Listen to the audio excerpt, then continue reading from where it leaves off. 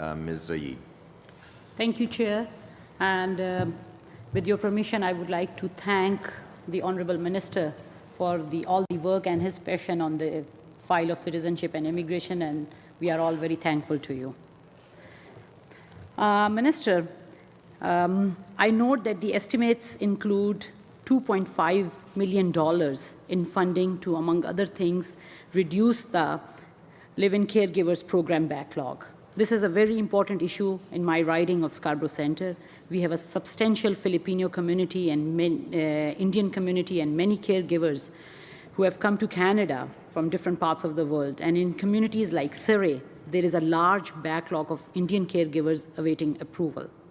Mostly women, these are hardworking people that make an important contribution to Canadian society. How much of this funding will be used to reduce this unacceptable backlog? What is the current backlog, and what is your goal for eliminating this backlog?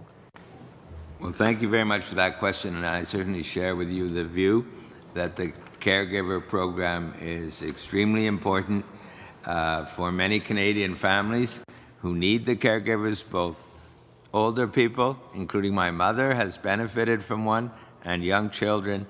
And also we have to be very conscious of the well-being of the caregivers themselves.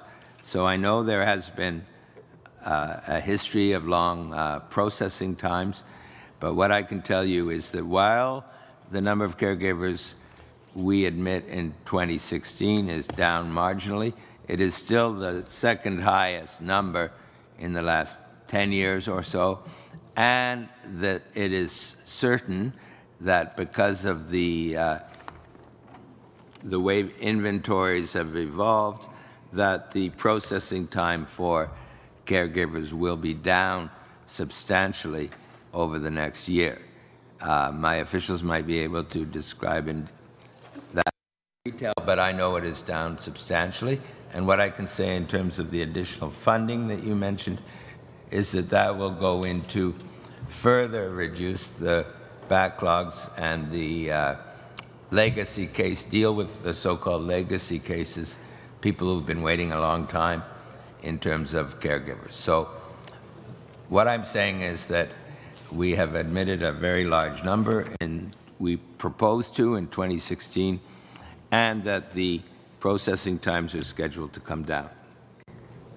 Perhaps, Mr. Chair, I would just add to the Minister's comments that, in fact, as a result of the increased intake that we've had over the last couple of years, and with the increased intake in 2016, that we've actually reduced our inventory by 34% as of December the 31st, 2015. So that's just been within certainly the last year. So we've made a significant progress in terms of trying to reduce the inventory to help us position for better processing times overall in the coming years for live-in caregivers.